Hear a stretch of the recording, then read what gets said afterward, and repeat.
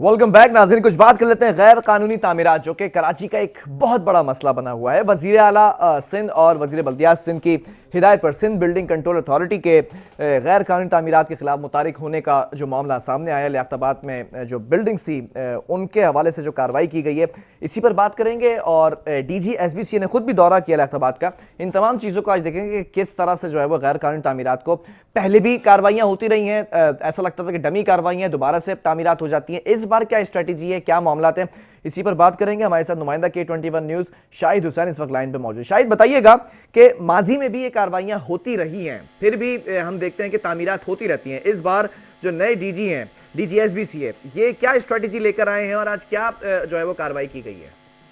देखिए बिलाल, पूरे शहर में गैर कानूनी तामीरात का सिलसिला तो जारी है, क्योंकि पूरा शहर जो है कंक्रीट का जंगल बन चुका है। कराची का कोई इलाका ऐसा नहीं बचा जहां पर गैर कानूनी तामीरात जो माफिया है उन्होंने अपने पंजे ना गाड़े हों। सबसे ज्यादा जो कराची में गैर कानूनी तामीरात हुई है वो लियाकताबाद का इलाका है, नाजनाबाद का इलाका है, जहाँ पर 60-60 गज के प्लॉट के ऊपर और 50 गज के प्लॉट के ऊपर 100 गज के प्लॉट्स के ऊपर बुलंद बाला इमारतें तामीर हो गई हैं। और इसका खुमादा शहर कराची के शहरियों को भुगतना पड़ा, क्योंकि कराची में 20 इमारतें गिर गई, जिसके ऊपर हजारों की तादाद में जानें जो हैं वो जाया हुई हैं। गुज़श्ता रोज जो है वो गुलबहार में भी एक इमारत गिरी, जिसमें 27 अफराद यहाँ बाक हो गए।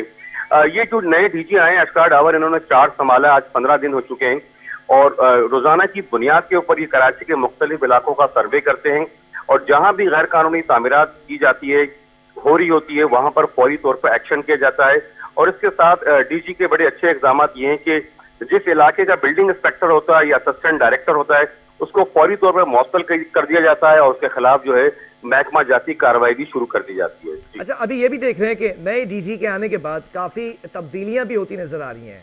माजी में भी डायरेक्टर्स के ऊपर काफ़ी जो है वो चार्ज लगते नजर आए, कार्रवाइयां भी हुई, इस बार भी तबादले होते नजर आ रहे हैं।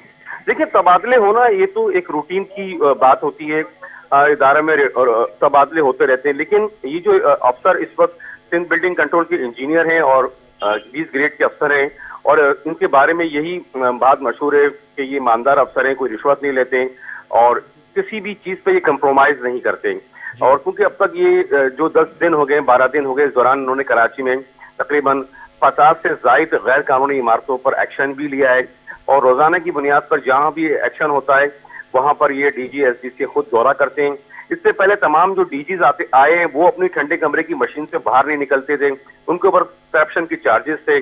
और कितने जो अफसरान हैं वो इस वक्त नैब की गिरफ्त में भी है, एंटी करप्शन भी उनके ऊपर केसेस कर रही है, क्योंकि बदनाम तरीन इदारा हो चुका था, माफिया इस पर काबिज हो चुकी थी, रिश्वत खुलेआम चलती थी, जिसको चाहे रिश्वत देके जो है वो बिल्डिंग खड़ी कर ले, कोई पूछने वाला नहीं था। लेकिन ये जो DG आए अशकार डावर, इनके आने के बाद कुछ DGSBC के जो मामला हैं कुछ बेहतरी की तरफ जा रहे हैं। अच्छा, कुछ बिल्डिंग्स जो बन चुकी हैं, बहुत सी बिल्डिंग्स हम देखते हैं कि 60-60 गज पर जो बिल्डिंग्स बनाकर फरोख्त भी कर दी गई हैं, कहीं पर पोर्शन वाइज फरोख्त कर दी गई हैं, कहीं पर होलसेल बिल्डिंग फरोख्त कर दी गई है, तो क्या DG साहब ने कोई ऐसी कमेटी नहीं बनाई कि उसमें ये इस बात का तयन किया जा सके, इन्वेस्टिगेशन की जा सके कि क्या आया इन तमाम तामीरात के दौरान इदारा मुलव्विस था या नहीं था?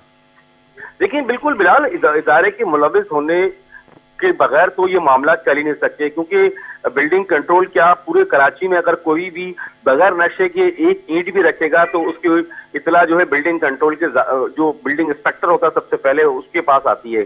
तो बिल्डिंग कंट्रोल के अंदर काली भेड़ें मौजूद हैं और जिसके अंदर अभी तहकीकात भी जारी है। 28 अफसरान जो है उनके खिलाफ भी तहकीकात की जा रही है।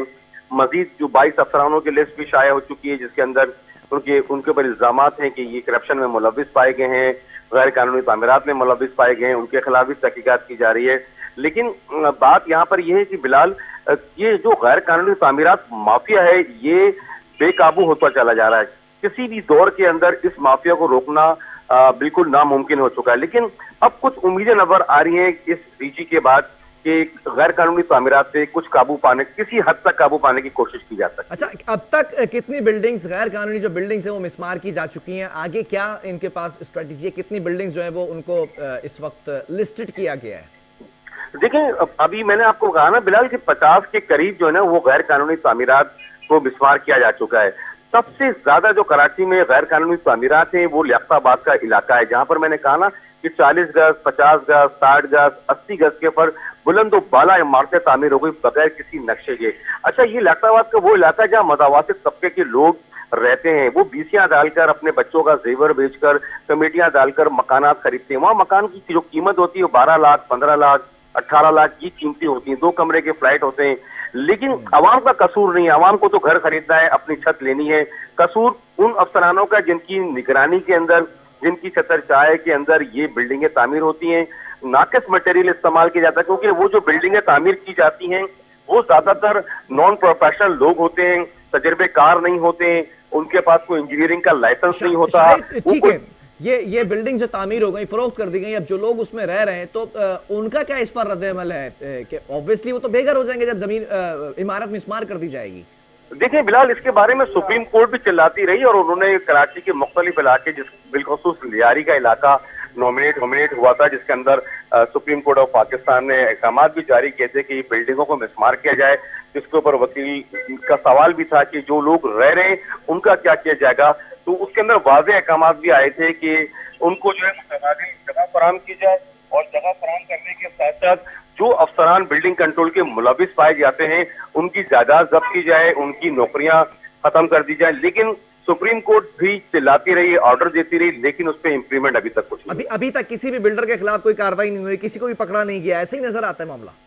देखिए, अभी तक किसी बिल्डर के खिलाफ कोई कार्रवाई नहीं हुई। आबाद ने भी कहा कि ये वो बिल्डर माफिया है जो कि गैर कानूनी तौर पर काम करता है। एक तो आबाद के जो बिल्डर हैं वो रजिस्टर्ड बिल्डर होते हैं, उनकी एक वो कमर्शियल तामीरात करते हैं, वो एक अलग मैटर है। ये वो माफिया है जो किसी भी तरीके से कंप्रोमाइज नहीं करती है, और ये गैर कानूनी तामीरात का एक माफिया, जिनको कहें, इनको बिल्डर ना कहा जाए बल्कि इनको माफिया कहें, लैंड ग्रैपर कहें इनको, तो बेहतर रहेगा। क्योंकि बाकी लैंड ग्रैपर हैं, जमीनों पे और छोटी छोटी जमीनों के ऊपर बुलंद बाला इमारतें तामीर करते हैं। ठीक है शाहिद, बहुत शुक्रिया इस हवाले से ब्रीफ करने के लिए। नाज़रीन, मामलात वाज़े तौर पर नजर आ रहे हैं। DSBCA इस वक्त काफ़ी मुतहरिक नजर आ रहे हैं। आशका डावर साहब, अब देखना यह है कि ये नए DG किस तरह से ये जो बिल्डर माफिया है, माफिया का वर्ड बिल्कुल सही कहा कि शाहिद ने कि ये माफिया का वर्ड इस्तेमाल किया जाना चाहिए। यहाँ पर बेलगाम घोड़ा है, कैसे लगाम डाली जाएगी, क्योंकि आबाद के जो रजिस्टर्ड बिल्डर हैं वो भी इनसे परेशान है।